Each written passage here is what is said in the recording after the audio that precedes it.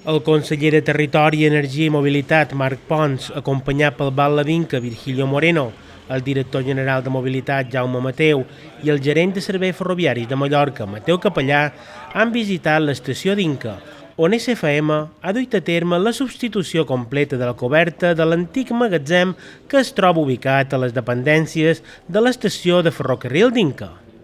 La primera oficina d'informació turística que tindrà a la ciutat d'Inca la ubicarem dins aquest espai i nosaltres aportarem el nostre personal perquè tots els nostres visitants puguin tenir aquesta informació turística. Quin millor lloc que l'ubicació, que com he dit abans, d'una forma estratègica està en aquesta ubicació que és on volen rebre tots els nostres visitants, ja sigui via tren o via bus.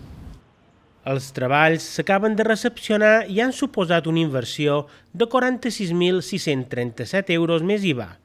L'antic magatzem de l'estació de ferrocarril d'Inca és una edificació de tipologia ferroviària de l'últim terç del segle XIX, en una planta amb coberta de 2 aiguavessos. Aquí estem parlant de 46.000 euros que s'han invertit bàsicament en tot el que és la part de la coberta, que es trobava més malament, s'ha reparat així tota aquesta construcció.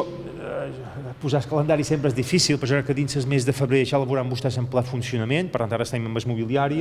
És una feina que acabarem de decidir ara de manera conjunta entre l'Ajuntament i el Govern, però que té una vocació molt clara, la de la informació pública, però també la de poder realitzar alguns tràmits que en aquests moments ara s'han de fer a Palma. Per tant, qualsevol passatger, targeta intermodal que vol comprar, que ho ha de fer a l'estació intermodal de Palma, i ara també, d'aquí 2 mesos, per assegurar molts, pensem en el mes de febrer, ho podran fer també aquí, a l'estació d'Inca, amb la qual això també representa més comoditat per als usuaris i, per tant, reforçar més el transport públic.